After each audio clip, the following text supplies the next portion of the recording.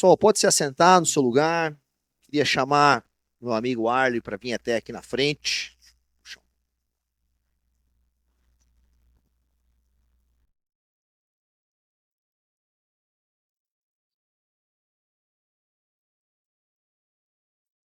Pessoal, o Arley, meu amigo lá de Varginha, na verdade ele é Belo Horizontino, né? Mas está lá há alguns anos plantando uma igreja. E a gente, nesses últimos anos aí, tem feito uma amizade, tem compartilhado, né, eu lá na igreja dele e ele hoje aqui na nossa igreja junto com a gente. E estou muito feliz de ele estar aqui conosco. Falei que ele tem liberdade aí para sentar a lenha no povo aí sem medo hoje, tranquilos. Enquanto isso, eu vou fazendo a carne lá para amaciar a carne lá fora enquanto isso. Mas queria orar por ele aqui. Queria que você também orasse no seu lugar. Vamos orar por ele. Senhor Jesus, nós agradecemos pela vida do Arlen, por ele estar aqui conosco, pela disposição, Senhor, de ele servir a igreja do Senhor aqui em Belo Horizonte. Que o Senhor possa falar através da vida dele, que o Senhor possa dar a ele sabedoria, que o teu Santo Espírito, Senhor, ajude-o e conduza-o na, na ministração da palavra, que nós, como homens, possamos ser moldados, que o Senhor possa tratar nosso caráter, nos corrigir e que nós possamos amar o Senhor com sabedoria, com amor, com coragem, para que possamos servir como homens na nossa família, no nosso trabalho e também na nossa igreja. Nós agradecemos ao Senhor por esse tempo, no nome santo de Jesus. Amém. Boa noite, irmãos. Graça e bendita paz seja sobre a sua vida, sobre a sua casa, sobre a sua família. Como o Fabrício disse, a gente tem se aproximado, desfrutado, sabe, da amizade e do propósito comum que temos. Eu tenho muitos amigos aqui em Belo Horizonte. Como ele disse, eu sou aqui de Belo Horizonte. Estou lá no sul de Minas, agora em agosto completa 10 anos, plantando igrejas, vivendo esse propósito de apresentar para uma região que ainda não conhecia acerca da chamada fé reformada essa maneira leve, porém profundamente piedosa de servir a Deus. Enraizada na palavra, devota à obra do Cristo e temente, extremamente temente ao Senhor. De todos os amigos e igrejas que eu tenho aqui em Belo Horizonte, eu já disse isso para o Fabrício em outra ocasião, aqui é o lugar onde eu, de fato, me sinto mais em casa. Não vejo, honestamente, sinceramente, não vejo diferença entre as nossas igrejas, a não ser a localidade onde cada uma delas está. Então, eu vou tomar a liberdade, amados irmãos, de tratar com vocês exatamente da mesma forma como eu tenho tratado com os irmãos ali na cidade de Varginha. Amém? E aí eu quero já aproveitar e começar perguntando se esse culto aqui é culto de homens, de fato. É? Não é de meninos não, né? É de homens. Sendo culto de homens, então a gente pode tratar aqui de homem para homem. Amém? Eu peço a você, antes de qualquer coisa, que guarde seu coração, não tratando o sermão de hoje como um sermão meramente moralista. Não é sobre isso. É sobre o que o Senhor quer falar a nós, homens, não a meninos, não a crianças, mas a homens, que de vez em quando, por serem homens, precisam também se lembrar que são filhos. E como filhos, em determinado momento, o pai precisa chamar para perto e relembrar do seu papel de filho, sem que ele deixe de ser homem. Para isso eu peço a vocês, tome a Bíblia de vocês, por gentileza, na primeira de Paulo aos Coríntios, capítulo de número 6. Primeira de Paulo aos Coríntios, capítulo 6. Vamos, com a graça do nosso bom Deus, caminhar dos versos de número 12 ao verso de número 20.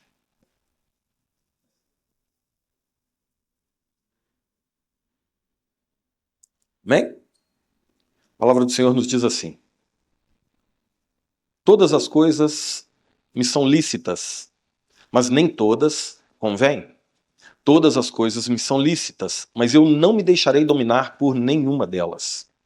Os alimentos são para o estômago e o estômago para os alimentos, mas Deus destruirá tanto estes como aquele. Porém, o corpo não é para a impureza, mas para o Senhor. E o Senhor para o corpo. Verso 14. Deus ressuscitou o Senhor e também nos ressuscitará a nós, pelo seu poder. Não sabeis que os vossos corpos são membros de Cristo? E eu, porventura, tomaria os membros de Cristo e os faria membros de meretriz? Absolutamente não. Ou não sabeis que o homem que se une à prostituta forma um só corpo com ela? Porque, como se diz, serão os dois uma só carne. Mas aquele que se une ao Senhor é um espírito com ele. 8. Fugir da impureza. Qualquer outro pecado que uma pessoa cometer é fora do corpo, mas aquele que pratica a imoralidade peca contra o próprio corpo. Acaso não sabeis que o vosso corpo é santuário do Espírito Santo que está em vós, o qual tendes da parte de Deus e que não sois de vós mesmos? Porque fostes comprados por preço. Agora, pois, glorificai a Deus no vosso corpo. Até aqui. Vamos orar? Feche seus olhos, por gentileza, curva sua cabeça. Senhor, nosso bendito Deus e Pai, nós te louvamos porque o Senhor é o Deus de toda graça, o Senhor de toda salvação. E se estamos aqui, Pai, reunidos nessa noite, é por pura bondade, misericórdia e fidelidade do Senhor. Te pedimos encarecidamente, conduza-nos conforme o teu querer, ajuda-nos a não apenas ouvir a tua palavra, mas a compreendê-la e assim a vivê-la, para a glória, louvor e exaltação do teu nome. Não permita, Senhor, com que o preconceito, não permita, Senhor, com que as dificuldades que ainda enfrentamos nos impeça de verdadeiramente honrar ao Senhor com as nossas vidas, porque foi por isso que o Senhor nos criou, para si. E que assim seja, em nome de Jesus, o nosso Senhor, oramos. Amém. Amém, meus irmãos? Paulo está escrevendo essa carta à igreja em Corinto, na verdade, para confrontar uma igreja que vivia profundamente influenciada pela cultura local. Paulo, como um apóstolo direcionado aos gentios, ou seja, ao povo não judeu, ele sempre se deparava com essas questões culturais influenciando os ambientes e, consequentemente, em alguns casos, influenciando também as igrejas. A igreja de Corinto foi plantada ali pelo próprio apóstolo Paulo, onde ele ficou, permaneceu, levantou liderança, estruturou a igreja e então seguiu adiante no seu propósito apostolar, que era plantar novas igrejas. Um tempo depois, irmãos, Paulo recebe algumas queixas acerca da conduta dos coríntios, acerca de como é que a igreja havia muito rapidamente se amoldado, ou melhor dizendo, voltado às práticas que o evangelho da graça de Deus já deveria tê-los feito superar. Para que a gente entenda um pouquinho melhor, a gente precisa compreender um pouquinho da cidade de Corinto. Uma cidade muito rica. Em Corinto havia um grande porto, então ele ficava numa posição estratégica. Navios carregados de mercadoria chegavam e saíam de Corinto em todo o tempo. Além desse grande apelo comercial que Corinto tinha, em Corinto estava um dos grandes e suntuosos templos de adoração pagã daquele tempo, daquela época. Um templo dedicado a Ártemis ou a Afrodite, que era a chamada deusa do amor licencioso, ou a deusa do amor livre, do livre amor. Dentro deste templo, olha a combinação devastadora que existia em Corinto, tá? Dentro deste templo, uma verdadeira legião de prostitutas templárias ficavam ali rendendo seus corpos em adoração a essa deusa pagã. Essas mulheres trabalhavam no templo ao longo do dia e à noite elas saíam pela cidade, se oferecendo aos homens que estavam pelas ruas. Elas não vendiam os seus corpos, elas se davam, e isso era parte do culto pagão. Então, essa combinação devastadora fez com que a moralidade em Corinto fosse degradada, a ponto do próprio termo corintianizar significasse devassidão moral, permissividade. O que acontece, irmãos? Pela graça de Deus, uma igreja é plantada naquele lugar. E como toda igreja que nasce, ela nasce com um único, exclusivo propósito, que é glorificar a Deus. Em tudo que ela faz. Seja cantando rock, seja cantando baião, seja servindo socialmente, seja fazendo o que for. O propósito único e exclusivo da igreja é a glória de Deus. E essa igreja que deveria ser luz em meio às trevas, essa igreja que deveria influenciar a cultura, passou a ser, na verdade, moldada pelos hábitos e práticas corrompidos daquela cidade, daquela região. E tal qual acontecia na cidade, passou também a acontecer na igreja. Essa primeira carta que Paulo escreve é uma carta-resposta, profundamente exortativa. Uma carta que expressa todo o amor do velho apóstolo por aqueles homens, por aquela igreja. Como um pai escreve aos filhos, a fim de corrigir a postura dos filhos, para que eles possam vencer as dificuldades que eles ainda enfrentam. Paulo começa tratando sobre divisões na igreja, fruto da carnalidade. Por favor, entendam isso. Quando uma igreja começa a se apegar demais a um ou a outro, não estou falando de se identificar, tá? A gente se identifica mesmo. Alguns gostam mais do jeitinho de um jeitinho do outro, mas quando a igreja começa a se dividir por preferências pessoais, não é lógico que essa igreja ela é mais carnal do que espiritual? Era isso que estava acontecendo em Corinto. Além disso, essa igreja é uma igreja profundamente orgulhosa dos seus dons e talentos, riquíssima em dons e talentos, mas aquilo que Deus dá com o propósito de unir a igreja, os dons, em Corinto estava servindo para o propósito exatamente oposto, dividindo a igreja. Acontecia dentro da igreja de disputas ministeriais acerca de quem é mais espiritual, de quem é mais devoto ao Senhor, de quem é mais capacitado pelo Espírito, e aí estava sendo fragmentada por causa disso. Uma igreja, como eu disse, muito ricas em dons. Até um detalhe, o capítulo 14 dessa primeira carta é Paulo tratando quase que exclusivamente acerca do dom do falar em línguas, que na igreja de Corinto estava ruindo o propósito da unidade. Como se no culto público alguém se levantasse num canto da igreja, começasse a falar em línguas e do outro lado da igreja alguém pensasse assim, opa, eu não posso ficar para trás.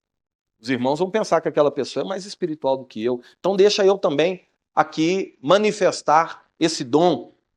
E isso virava uma balbúrdia, irmãos. A ponto de Paulo escrever um capítulo inteiro para falar do seguinte, olha, dons de línguas não é para culto público.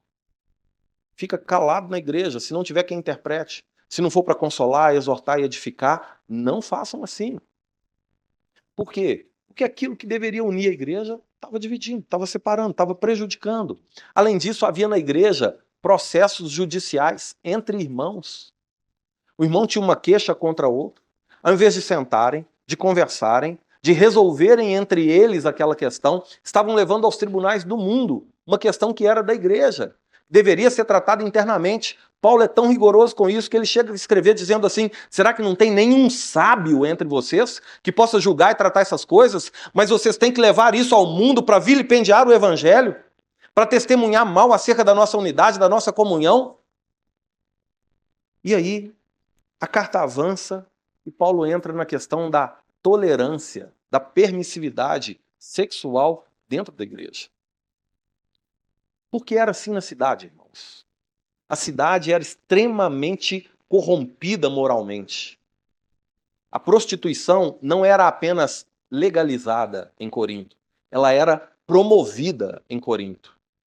E a igreja, que deveria ser um reduto de moralidade, piedade e santidade, começou a se amoldar àquilo que era tão normal, tão comum, tão banal no mundo. E aí já não havia mais distinção entre a igreja em Corinto e a cidade de Corinto. E aí faço eu aqui um alerta solene sobre isso.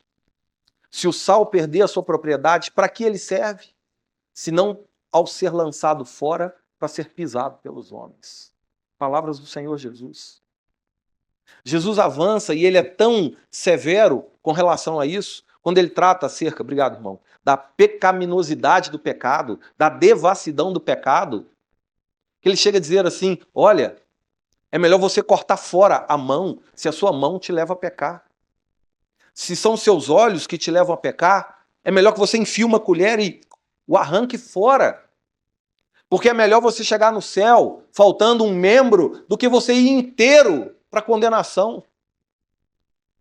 É claro que Jesus está sendo radical aqui para demonstrar exatamente o quão radical e severo é uma vida de iniquidade. Uma vida que banaliza o pecado. Assim estava sendo em Corinto. Uma prática banalizada.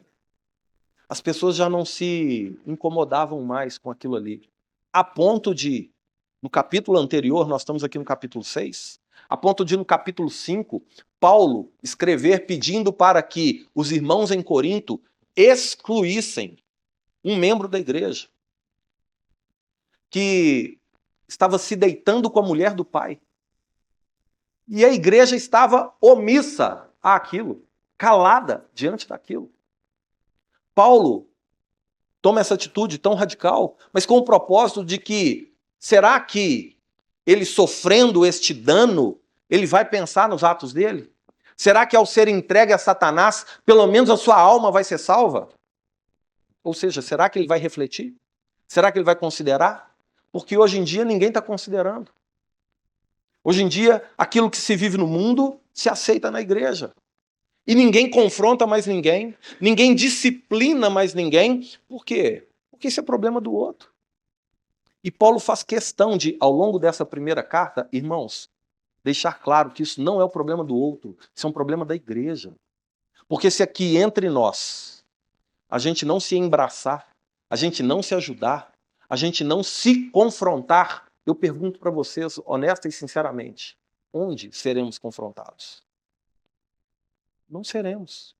E se não o formos, você sabe o que há de acontecer conosco? Ladeira abaixo, irmãos.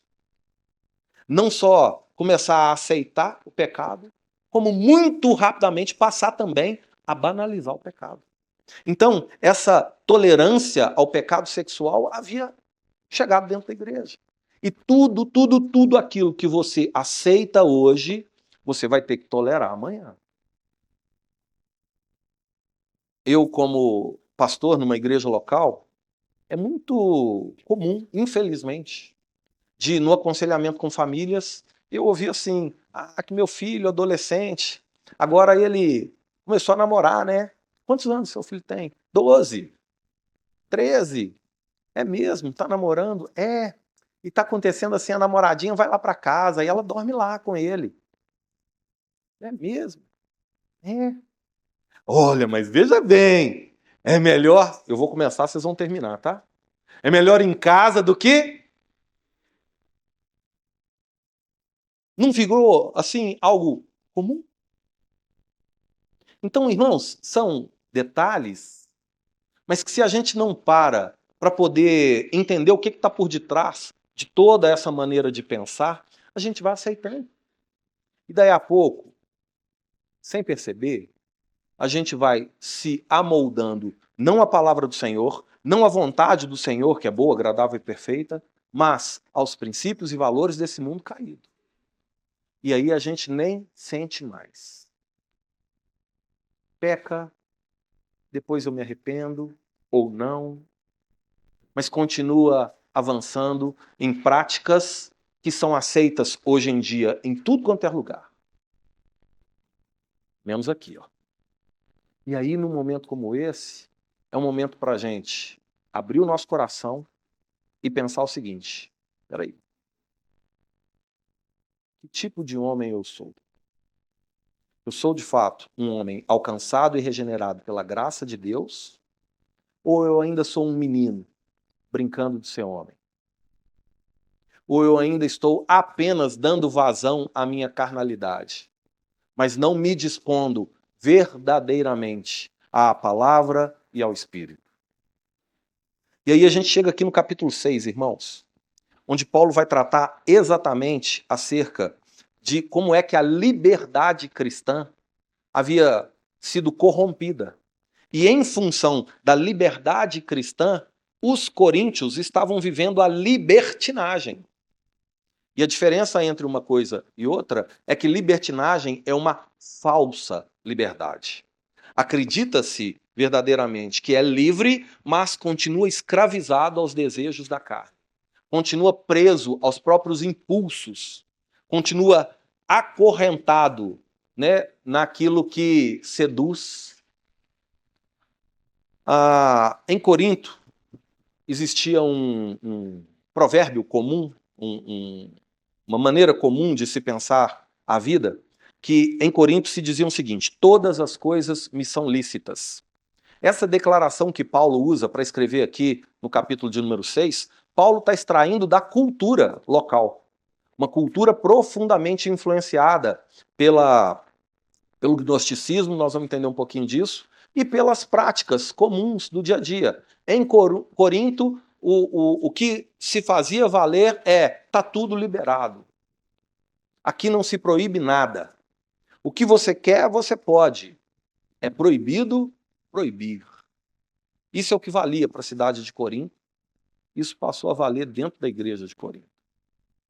E aí, Paulo está entendendo que há uma distorção doutrinária acerca da graça de Deus para justificar essa vida libertina. E por trás disso, irmãos, como eu comentei, existia uma doutrina que nesse contexto aqui ela ainda era embrionária, mas que ela já estava influenciando a vida das pessoas naquela cidade e naquela igreja, que é uma doutrina chamada de gnosticismo. E o gnosticismo, ele polarizava o ser, estabelecendo uma distinção entre parte material e parte imaterial do ser, onde o corpo é a parte material, o espírito é a parte material. A parte material, ela é ruim, ela é corrompida. Ela é uma cadeia para a alma. Então, o que importa de fato nessa cultura grega é libertar o espírito. É retirar o espírito dessa prisão carnal.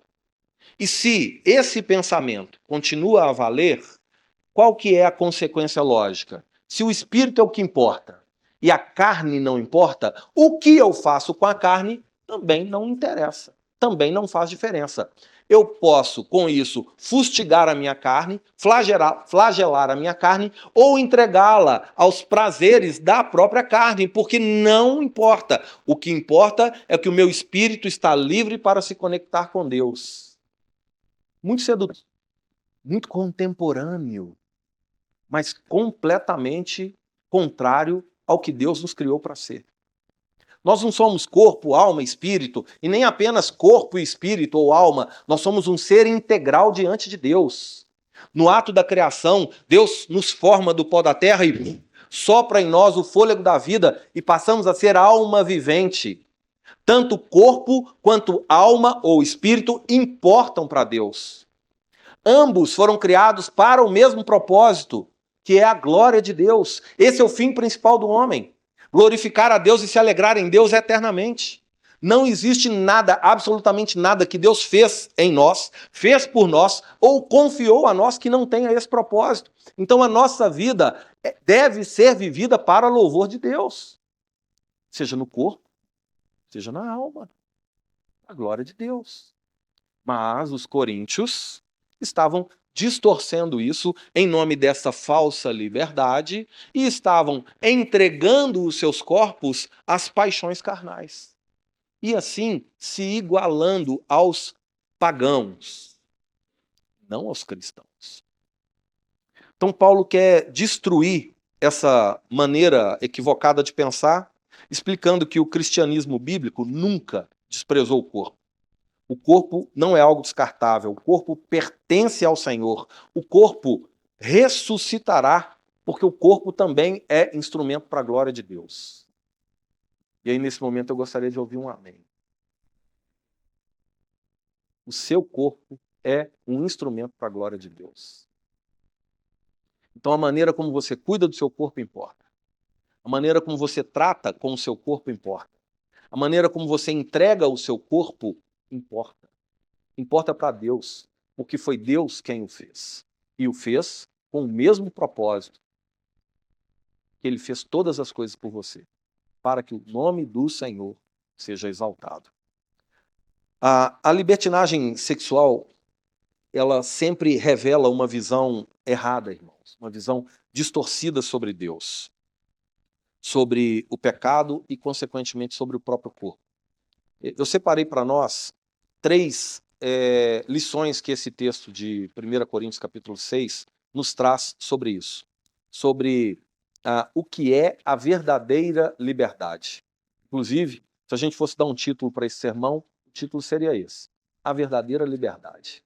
Se estamos considerando uma liberdade que é verdadeira, consequentemente é porque existe uma liberdade que não é verdadeira, que é exatamente essa liberdade embasada no meu direito de fazer o que eu quiser, ou todas as coisas me são lícitas. E aí, gostaria que você voltasse comigo, por gentileza, no verso 12, para a gente ver a nossa primeira consideração aqui. E o nosso primeiro ponto é que a liberdade cristã não é licença para o pecado. Esse é um conceito libertino, irmãos. A liberdade cristã não é licença para o pecado. Versículo 12 diz assim: todas as coisas me são lícitas, mas nem todas convêm. Todas as coisas me são lícitas, mas eu não me deixarei dominar por nenhuma delas. Aqui existiu uma falsa compreensão sobre liberdade. Os coríntios, eles pegaram uma verdade e a distorceram. Qual que é a verdade aqui? A verdade é que o cristão foi liberto. De fato, o cristão foi liberto. Foi liberto da condenação, foi liberto do domínio do pecado, foi liberto do legalismo como meio para a salvação, foi liberto de todas essas coisas. Mas a liberdade cristã, irmãos, ela não significa autonomia de Deus. Não. Nós não somos libertos para seguir o curso do nosso mau coração. Nós não somos libertos para viver da forma como achamos que devemos viver. Nós não fomos libertos para dar vazão ao nosso coração, que é enganoso e que aguarda a redenção final no encontro derradeiro com Cristo, onde finalmente a obra será consumada. Enquanto isso não acontece, nós estamos aqui sendo tratados pelo Espírito Santo, pela palavra e pelo Espírito, num processo chamado de santificação, onde a cada dia nós somos tratados, instruídos, exortados, corrigidos e promovidos a uma vida de maior maturidade com Deus. Processo, é uma caminhada. Nós já fomos salvos, fomos justificados, estamos sendo salvos na santificação, seremos definitivamente salvos na glorificação. O ato já foi concretizado, mas nós precisamos, como Paulo diz aos Filipenses, desenvolver a salvação nos sujeitando à palavra de Deus, não à cultura como os coríntios estavam fazendo. Os coríntios haviam declarado que tudo é lícito. E uma compreensão equivocada dessa licitude que os coríntios diziam faz com que a gente também acredite que tudo é lícito. Só que não é no sentido lícito de ser legal. O discurso aqui tudo é lícito no sentido de ser possível de ser feito. Então, na mentalidade dos coríntios, tudo é lícito, ou seja, eu posso ir e me drogar, eu sou capaz de ir e me drogar, mas não significa que ir e me drogar seja conveniente. Mas eu sou capaz. Eu sou capaz de mentir, mas não quer dizer que mentir é algo que eu deva me apegar. Eu sou capaz de adulterar. Não é no sentido de ser legal, é no sentido de ser possível. E é aqui que está a armadilha para nós, irmãos. Todos nós, sem exceção, apesar de já termos sido alcançados e regenerados pela graça de Deus, apesar de já termos recebido o Espírito Santo, que não apenas governa, não apenas habita em nós, mas também nos governa, nós ainda somos capazes de pecar. Então não brinca com isso, não. Não flerta com o pecado, não. Tem homem que bate no peito e fala, eu me garanto. Não se garante. Não minta para você mesmo. Você não engana a Deus. E você não vence os impulsos decaídos de um coração que ainda carece demais do Senhor. É como se você estivesse no seu carro e na via que você estivesse trafegando, está lá uma placa dizendo assim, limite de velocidade, 80 km por hora. Mas aí você, astutamente, pensasse assim, vou andar a 79. Olha como eu sou esperto. 79 não é 80. E tá certo, não é não. Mas, você vai concordar comigo, qualquer descuido, qualquer vacilo, qualquer desatenção que seja, transgrediu. Passou o limite. Não é assim? Com o pecado, a gente vai fazendo a mesma coisa. É só uma mensagem. É só um abraço. É só um encontro. Só uma noite. Quando eu quiser, eu paro. Ninguém vai saber. Tá tudo certo. Afinal de contas, nós somos criados para isso. Vai lá, filhão. Você tem que ser o pegador mesmo. Vai lá, honra o papai. Infelizmente, irmãos, a nossa criação foi uma criação empurrada mais para o ímpeto do coração humano do que para a glória de Deus. Por isso foi necessário que o Senhor quebrasse e fizesse de novo. Pois não é exatamente isso que significa regeneração? Foi gerado outra vez. É nova criatura. Agora as coisas velhas passaram e tudo se faz novo. A NVI traduz assim, e coisas novas nos foram propostas. Você sabe o que significa isso? Que as coisas novas estão propostas, mas nós devemos caminhar em direção a elas. Porque se eu não me posicionar diante dessas coisas novas, apesar de ser nova criatura, continuo vivendo como velho homem. E a prova disso é Gálatas capítulo 5, meus amados irmãos. Onde Paulo está escrevendo para a igreja na região da Ásia Menor e está dizendo para eles assim, olha, vigia, viu? Porque o espírito milita contra a carne e a carne milita contra o espírito, porque são opostos entre si. Isso ele está falando para a igreja, não está falando para o mundo. Se Paulo está falando para a igreja se atentar porque existe uma guerra entre coração humano e vida regenerada, vida no espírito, é porque essa guerra é real. Quando Paulo escreve aos Romanos, ele fala a mesma coisa. Não vos amoldeis, não vos conformeis a esse século, que é mau e caído, mas transformai-vos pela renovação da vossa mente, para que então vocês possam experimentar aquilo que é bom, agradável e perfeito, a vontade de Deus. Mas sem que a gente se amolde à palavra, permaneceremos amoldados ao mundo. Quando Paulo escreve aos Colossenses, ele fala a mesma coisa. A gente tem que mortificar a carne, fazer morrer os desejos da carne. Olha que declaração forte. Fazer morrer não é deixar morrer, irmãos. Sabe por quê? Porque se você simplesmente deixar para morrer, não morre. Porque o sistema desse mundo mal e caído alimenta a carne o tempo todo. Você tem que ser intencional, proposital, tem que fazer morrer. Você tem que se posicionar diante das ofertas, das seduções, das tentações e propositalmente, intencionalmente rejeitá-las. Não basta simplesmente deixar rolar. A liberdade cristã, ela não pode nos fazer viver achando que podemos todas as coisas. O Evangelho não nos libertou para que a gente peque sem culpa, irmãos. O Evangelho nos libertou para fazer com que a gente obedeça a Deus e o faça com alegria. Paulo diz assim, todas as coisas me são lícitas, mas nem todas convêm. Paulo está introduzindo aqui um princípio chamado de utilidade espiritual. E aí a pergunta que um homem piedoso precisa se fazer não é se eu posso fazer isso, eu posso fazer aquilo. Porque no sentido de ser capaz de fazer, vocês sabem que são. Todos nós sabemos que somos. E eu não tenho que ficar, na verdade, medindo as situações se será que eu posso, será que eu não posso.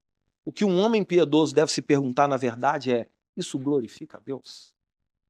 Isso exalta o nome do Senhor? Isso testemunha acerca do poder que me alcançou e me regenerou? Isso faz com que o nome do Senhor seja engrandecido através da minha pequena vida. É isso que um homem piedoso deve se fazer. A pergunta que um homem piedoso deve se fazer é essa. Aquilo que eu faço, da forma como eu faço, maneira como eu falo, maneira como eu me visto, maneira como eu me porto, os lugares que eu frequento, as pessoas com quem eu me relaciono, isso colabora para a glória de Deus.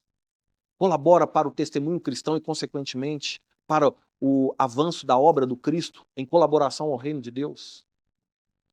Amados irmãos, para por um momento agora. Revisita a sua vida. Você no trabalho, você em casa, você com a esposa ou namorada, você com os filhos, você com os pais, você com você mesmo. E de forma muito honesta mesmo, se pergunte assim: minha vida tem servido para a glória de Deus? O pecado, irmãos, ele chega com laços de sedução. Mas sabe o que ele entrega? Correntes de escravidão. O pecado bate a nossa porta dizendo assim: você pode, você consegue. Ninguém vai saber. Depois você para. Só que não. A verdade é que não é assim. Isso é uma mentira. Porque quando uma situação assim surge, outra situação tem que ser levantada para encobrir aquela. E aí de um ato vergonhoso vem a mentira para encobrir a vergonha. E da mentira para encobrir a vergonha vem o peso da culpa de já estar na lama do pecado. E aí, o que normalmente acontece? Já estou sujo mesmo. Vou lá de novo. Vou fazer mais uma vez. E a Bíblia escala isso dizendo que é um abismo que chama outro abismo. E quando a gente assusta, irmãos, quebramos a nossa comunhão com Deus, ferimos o coração das pessoas que nos amam, quebramos o testemunho com a igreja e desonramos o Senhor no propósito do porquê fomos criados. Paulo diz assim: não me deixarei dominar por nenhuma delas. Então, o homem moderno, o homem contemporâneo, o homem pós-moderno, a geração que estamos aqui, fala muito sobre liberdade, mas vive, na verdade, escravizado. E aqui, por ser um culto só para homens, sem meninos, sem crianças, a gente pode falar. Escravizados na pornografia, escravizados na sensualidade, na sexualidade distorcida, na masturbação, nos desejos descontrolados. Muitos escravizados até mesmo pela aprovação feminina. Irmãos, os homens acabaram cedendo o seu lugar de governo para as mulheres. Não é que elas não têm capacidade, mas isso está fora da ordem criada. E por estarmos, nesta geração, tão fragilizados por pecado, tão enfraquecidos na nossa autoridade espiritual, muitos homens têm sim se sujeitado ao governo das mulheres. E uma coisa vai empurrando a outra. E a situação vai se tornando ainda mais difícil. E homens vão ficando presos em fantasias ocultas. O pecado, ele, como eu comentei, sempre promete liberdade, mas só entrega escravidão. Era o que estava acontecendo em Corinto. O problema maior não era aquele rapaz se deitando com a mulher do pai. O problema maior era a igreja aceitando aquela prática. Era aquilo ter se tornado comum dentro da comunidade de fé, dentro do lugar onde os homens deveriam se reunir para se arregimentar das armas espirituais que o Senhor nos traz pela sua palavra, para, no momento do combate, nos momentos das tentações e seduções, termos com o que combater. Mas, num tempo como esse, em que nós somos tão expostos a tudo e o tempo todo, a gente se contenta, muitas vezes, em participar de um culto público por semana. Um culto que, quando dura muito tempo, dura 2 horas. Não é isso? Só que a semana tem 168 horas. O que sobra das outras 166 horas? Sobra tempo para tudo e qualquer outra coisa que influencia, não em favor do reino de Deus, mas em favor desse mundo mal caído. E a gente ainda quer ficar forte diante da tentação. A gente ainda quer conseguir mudar de vida e honrar a Deus. Não tem mágica aqui não, irmãos. Se a gente for até bem cartesiano aqui, na forma de pensar, é matemática. Você entrega o seu coração para o Senhor. 2 horas apenas em uma semana, e olhe lá, tá? Porque hoje em dia ficou comum cultuar a cada 15 dias. Ficou aceito. Afinal de contas, eu tenho muita coisa para fazer. Entre elas, tenho Netflix, tenho Amazon Prime, tenho Disney Plus. Eu tenho até videogame, apesar de já ter 45 anos. Mas tempo de Bíblia, tempo de oração, tempo de devoção, tempo de serviço comunitário, tem só diminuído. Consequentemente, temos só enfraquecido. A igreja de hoje é uma igreja fraca. Não estou falando da reformada aqui em BH, não. Não estou falando da Alto Monte em Varginha. Estou falando da igreja deste tempo. A igreja desse tempo, irmãos. Os caras querem ser cheios do Espírito, mas vazios de Bíblia. Não vão ser. Não vão vencer nem uma batalha que enfrentarem, nem uma. O pecado, ele só escraviza, irmãos. Adão perdeu a comunhão por causa de um fruto. Esaú perdeu a primogenitura por conta de um prato de lentilha. Homens têm se perdido por conta de vaidade. Perdida a pureza, perdida a autoridade, perdida a comunhão com Deus, perdido o testemunho diante dos filhos, perdido a aliança com a esposa. Voltar a ser escravo do pecado, meus irmãos, depois de ter sido liberto por Cristo, é um terrível retrocesso espiritual. Por isso, nós, homens, precisamos, sim, olhar para dentro de nós, reconhecer o que é que tem nos afligido e render isso ao Senhor. Confessar os nossos erros, confessar o nosso pecado e, de forma muito corajosa, abandoná-lo. Segunda consideração para nós. O corpo do cristão, ele pertence ao Senhor. Veja bem, por meio da graça, nós fomos feitos igreja. A igreja é o corpo de Cristo. Isso não pertence a nós, pertence ao Senhor. Porque nós somos comprados. Não é isso que Paulo está dizendo? Volta comigo no verso 13, por gentileza. Os alimentos são para o estômago, e o estômago para os alimentos. Mas Deus destruirá tanto estes como aquele. Porém, o corpo não é para a impureza, mas para o Senhor. E o Senhor para o corpo. Aqui tinha um outro jargão comum em Corinto, que era exatamente esse aqui. Como aquele, tudo é lícito, em Corinto também se falava o seguinte: os alimentos são para o estômago e o estômago para os alimentos. Numa associação direta para declarar o seguinte: se o estômago é para os alimentos, como os alimentos são para o estômago, o corpo é para o sexo, como o sexo é para o corpo. Então está tudo certo.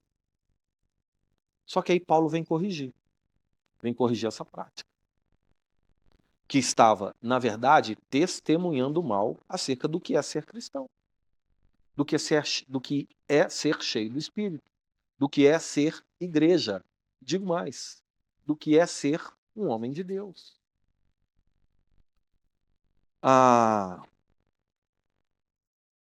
O sexo, ele não é o centro da existência humana, irmãos.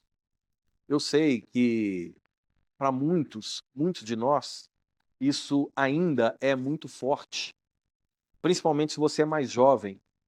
Só que eu gostaria de lembrá-lo de algo. O tempo passa. E tem coisas que permanecem, outras não.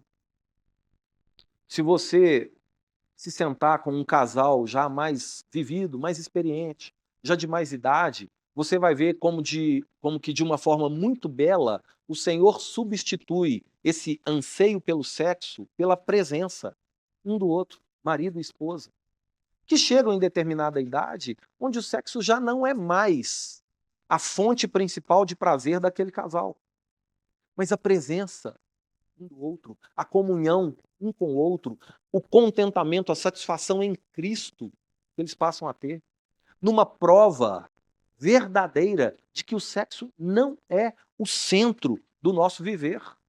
Então, não deveríamos fazer como os coríntios estavam fazendo, se entregando a isso, como se isso ditasse a nossa identidade. Como eu disse agora há pouco, nós ainda fazemos parte de uma geração que recebeu esse tipo de ensino, que recebeu esse tipo de instrução. Vai lá mesmo. Se a mulher fizer isso, ela é uma galinha. Mas se o homem fizer, ele é um garanhão. Não é? Mas isso não vale para a palavra de Deus. Não vale para a igreja de Deus. Não vale para um homem que vive a verdadeira liberdade. Porque liberdade verdadeira, irmãos, é você não fazer o que quer fazer. Isso é liberdade verdadeira. Muitos, em nome dessa liberdade, se tornam escravos dos próprios impulsos. E aí eu te convido, avalie. Avalie as ofertas de prazer que você recebe, se você consegue rejeitá-las, e aí se responda se você é livre ou ainda preso a isso. A cultura diz que você precisa se satisfazer, precisa satisfazer os seus desejos para então ser completo. Mas veja bem, o homem mais pleno que já existiu foi Jesus Cristo, viveu em absoluta pureza e em perfeita obediência ao Pai. E antes que você rejeite essa palavra, pensando assim, mas também era Deus, né? Sim, verdadeiramente Deus, mas também verdadeiramente homem. E enquanto homem, sentiu e sofreu tudo que nós sentimos e sofremos. Da mesma forma, fome, sede, frio, dor, tristeza, alegria, mas ainda assim, escolheu e priorizou a vontade do Pai. E foi por isso capacitado e fortalecido pelo Espírito, o mesmo Espírito que hoje habita em nós. E que pode sim, pela misericórdia e graça de Deus, também nos conduzir em uma vida de pureza e santidade. Mas e se eu cair? Isso significa que eu não tenho Deus? Na verdade, não. O que você não pode é usar a desculpa de que se você pecar, Deus vai te perdoar, se você for sincero no arrependimento, para continuar pecando. Aí significa que você não se arrependeu a nada. Quer ver um exemplo? Quando nasce uma criança numa família, essa criancinha que acabou de nascer é filha ali do seu papai e da sua mamãe. Por ser uma criancinha, ela ainda não sabe viver como um filho. Então, vez por outra, ela vai fazer alguma coisa errada. É criança. Não é homem, é criança. O fato de ter feito algo errado faz com que ela deixe de ser filho de quem ela é filho? Não, não faz. Mas também não é aceitável que essa criança vá crescendo e continue a viver de forma contrária àquilo que o pai e a mãe orientam como é o melhor a ser vivido. Assim também é conosco.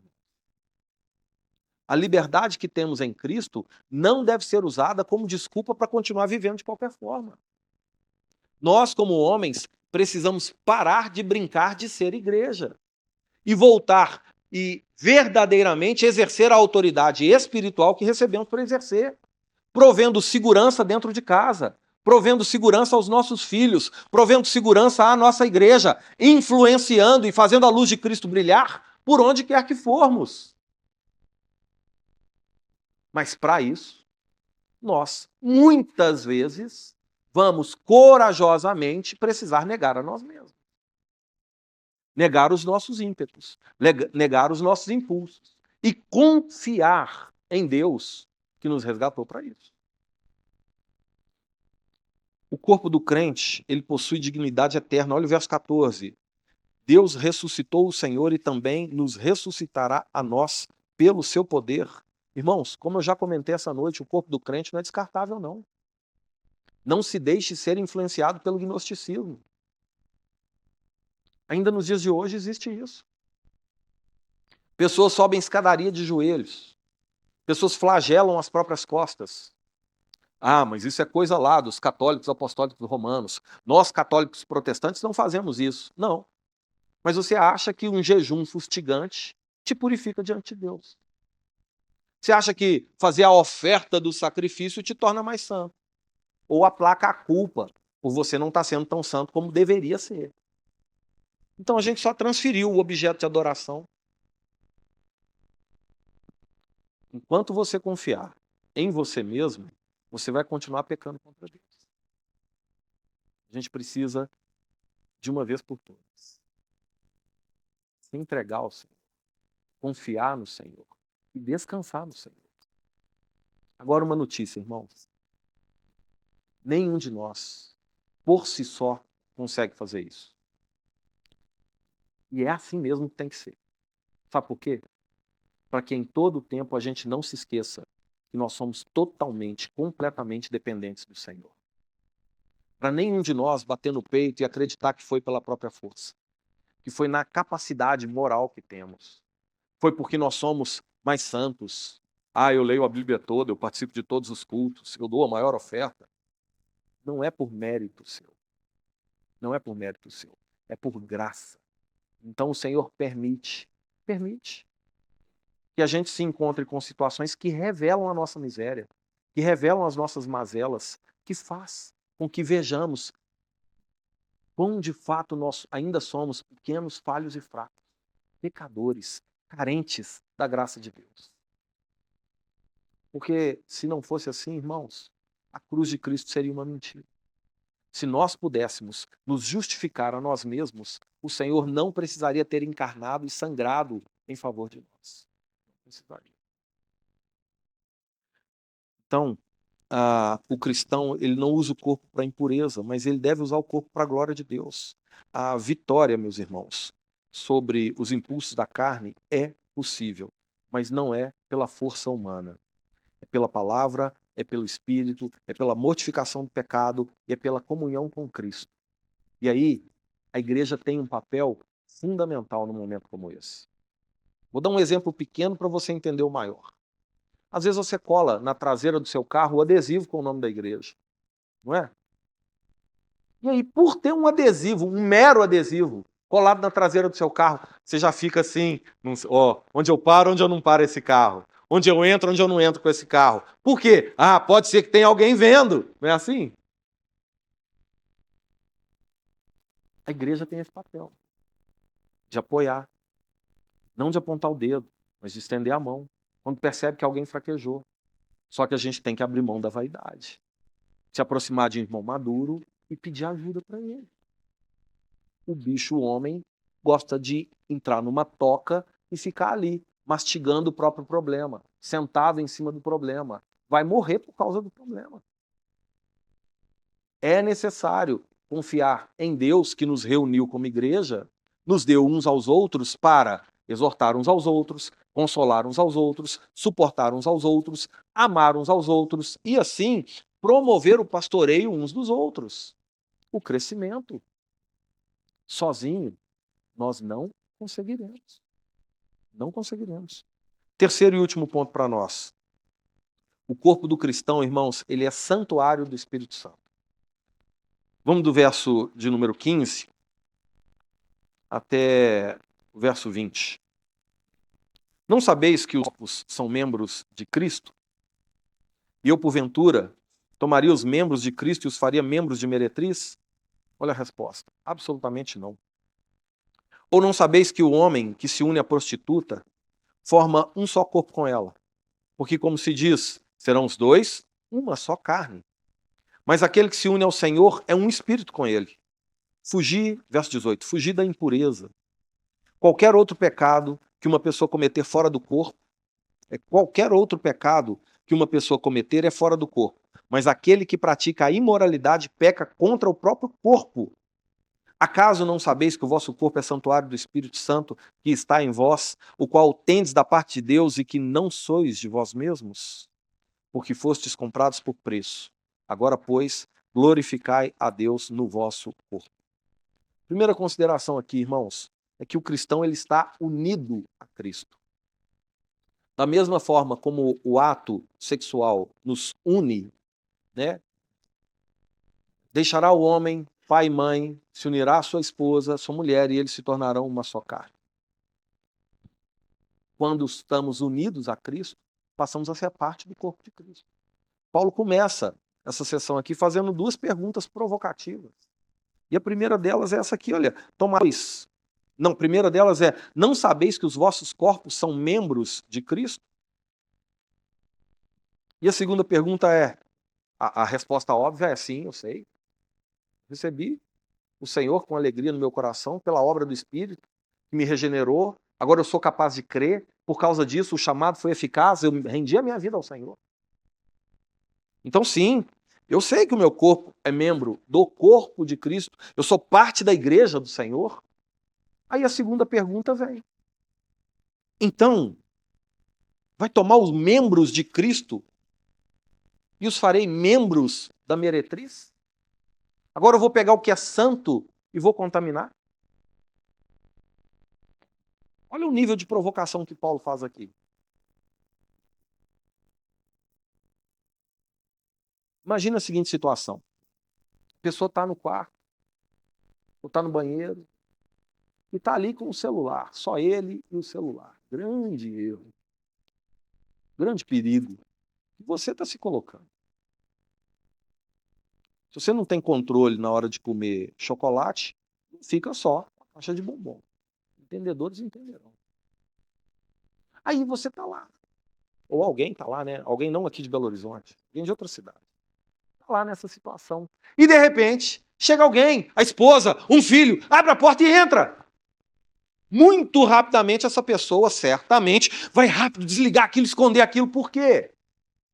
Porque a presença de alguém ali inibe aquela prática. Constrange. Porque aquilo não é algo que deve ser mostrado. E aí fica a dica, tá? Se tem que ser escondido, é porque não é para ser. Não é para nós. É permitido. É lícito. Mas não convém.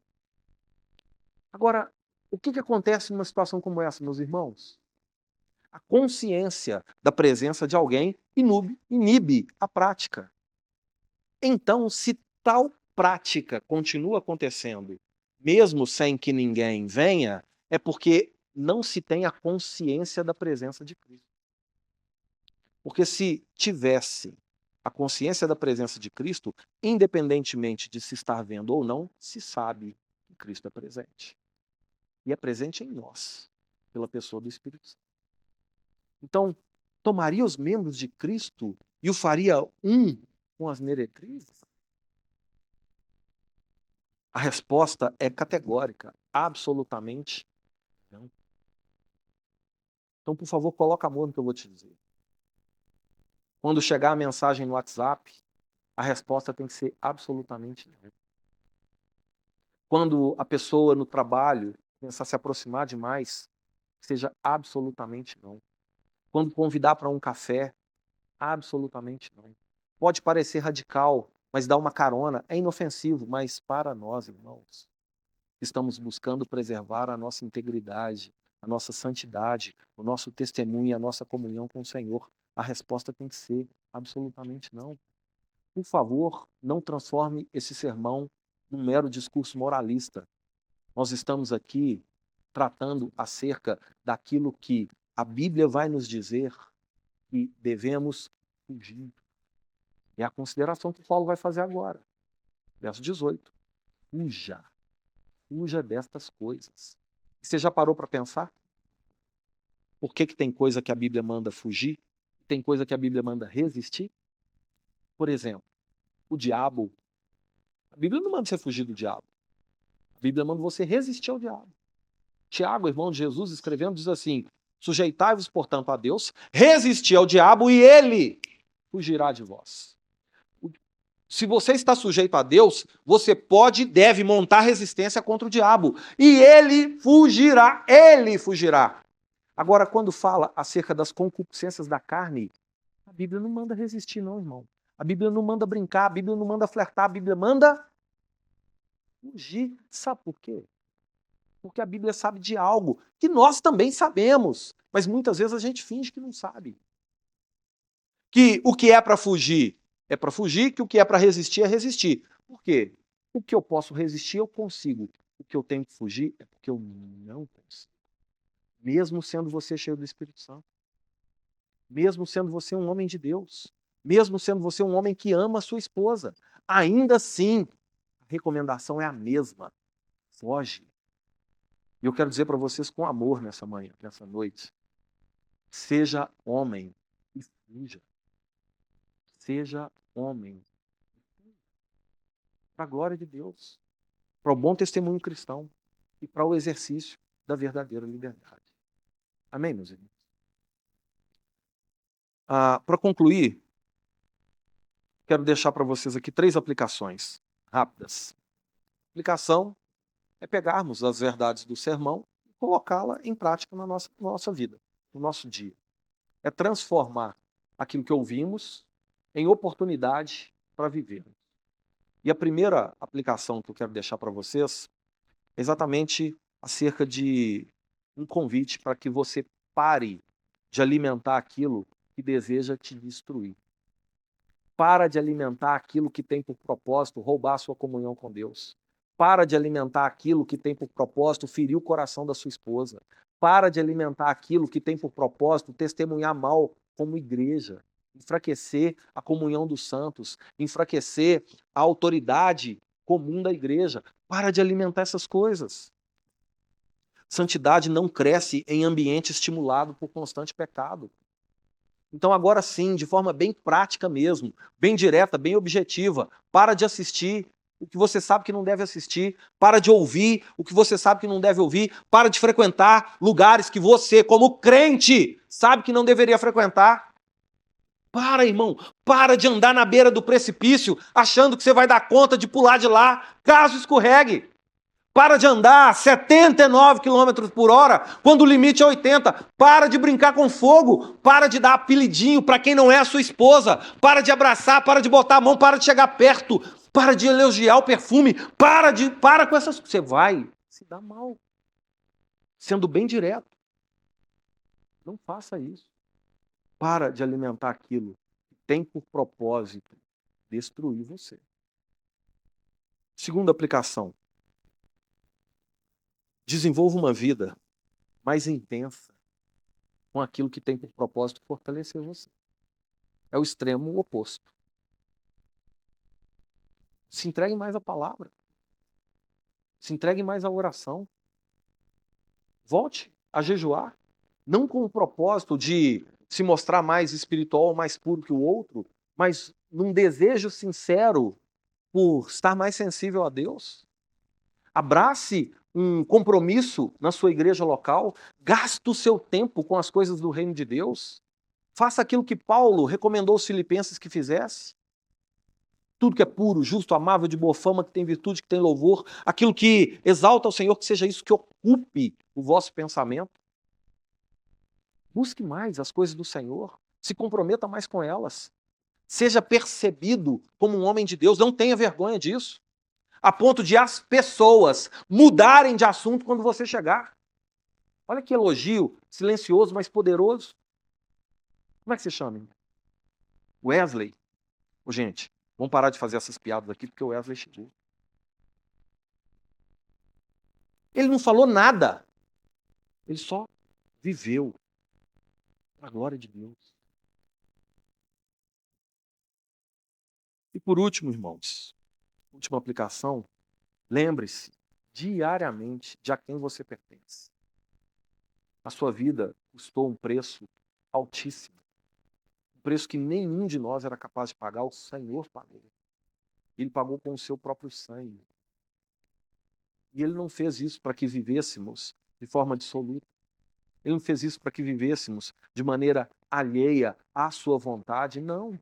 Nós somos comprados, não somos mais, coloque amor no que eu vou dizer para vocês, escravos do pecado. Mas agora somos escravos do amor de Cristo.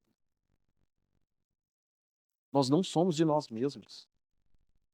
E absolutamente tudo o que eu e você precisávamos para viver uma vida que honra a Deus, o próprio Senhor providenciou. Entregou a nós a sua palavra, entregou a nós o seu Espírito e o próprio Senhor se deu por amor a nós. Numa prova de amor, de verdadeiro amor da parte de Deus. Para quê? Para que eu e você pudéssemos viver a verdadeira liberdade. Amém? Por favor, feche seus olhos, curva sua cabeça, deixa eu orar por você.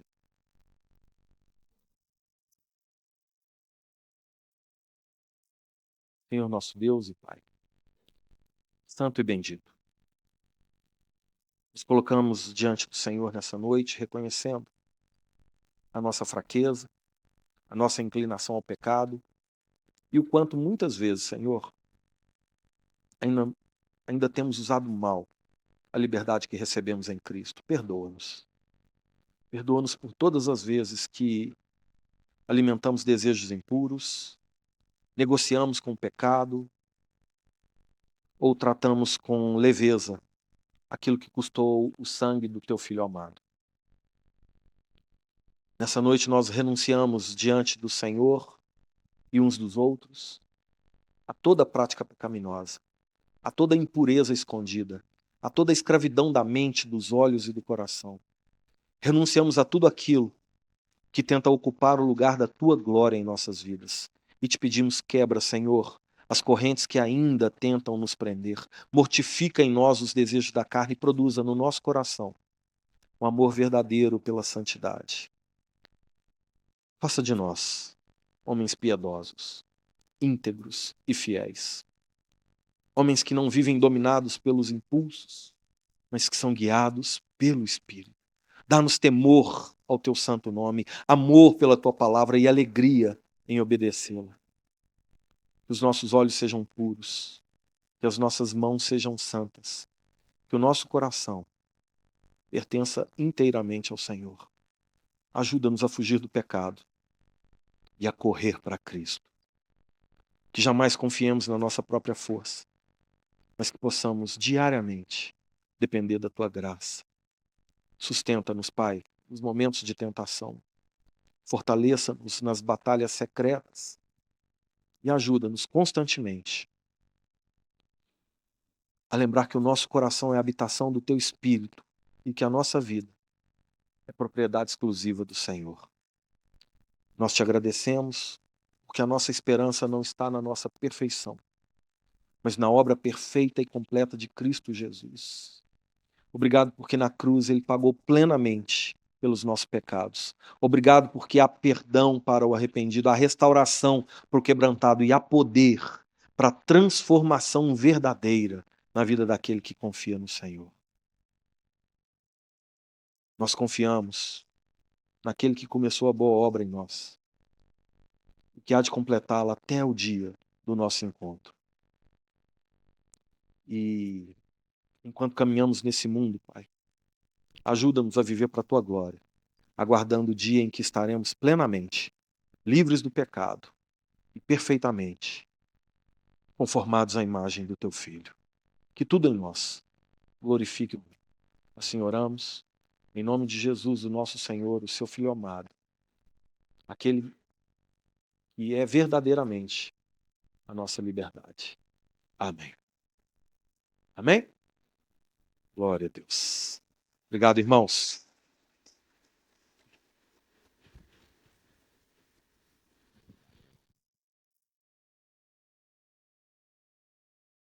Senhores, queria só dar alguns avisos rapidamente aí para a gente poder jantarmos juntos lá. Queria lembrar vocês que esse encontro de homens, a ideia é que ele aconteça periodicamente, né? A gente, nesse primeiro momento, a gente vai fazer uma vez ao mês o de homens, no outro mês de mulheres, no outro de noivos, de casais, e no decorrer do tempo, quem sabe a gente consegue ter mais encontros não tão espaçados. Então, por exemplo, para você que é noivo, nesse mês de junho agora, até no folheto litúrgico do culto vai estar lá, já estava no de semana passada, a gente vai ter um encontro de noivos. No mês de julho, Nós vamos ter um encontro de mulheres. Então aí você pode incentivar a sua mulher, estar aqui, trazer ela, para que ela possa participar. E no mês de agosto, a gente está preparando aí um encontro de casais, né? A única questão do encontro de casais, que a gente vai colocar um limite de casais, a ideia provavelmente deve ser 50 ou 60 casais, que a gente vai colocar mesas na igreja, vai fazer uma janta, então vai ser esse momento nesse sentido.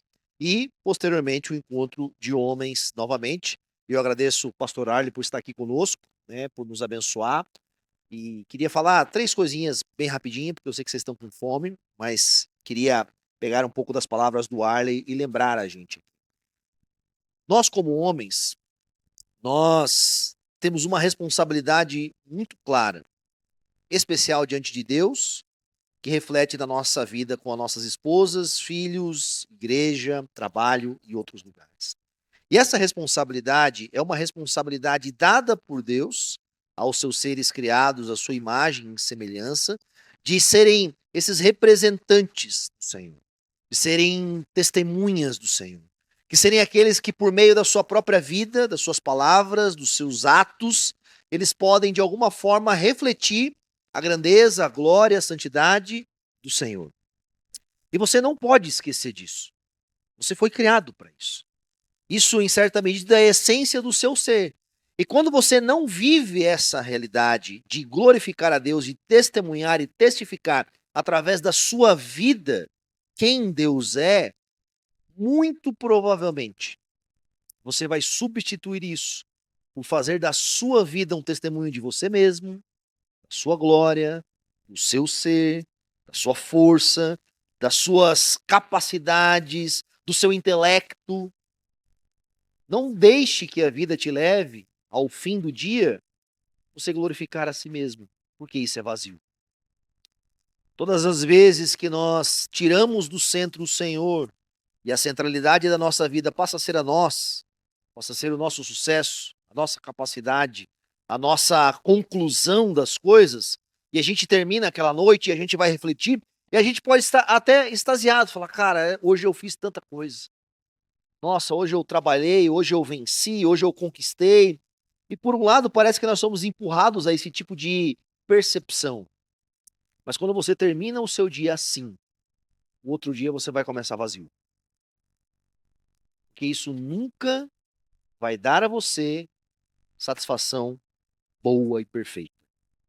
Por mais que você faça tudo naquele dia. Cara, você conquistou, você trabalhou, você amou sua esposa, você serviu seus filhos, você fez tudo isso. Ao fim desse dia, cara, lembre-se que você só fez essas coisas porque o Senhor lhe deu forças, porque o Senhor amou você, porque toda boa dádiva vem do Pai Celestial. E se daquele fim do dia você encontra na sua vida algum tipo de boa dádiva, cara, foi o Senhor que fez aquilo com você, não foi você.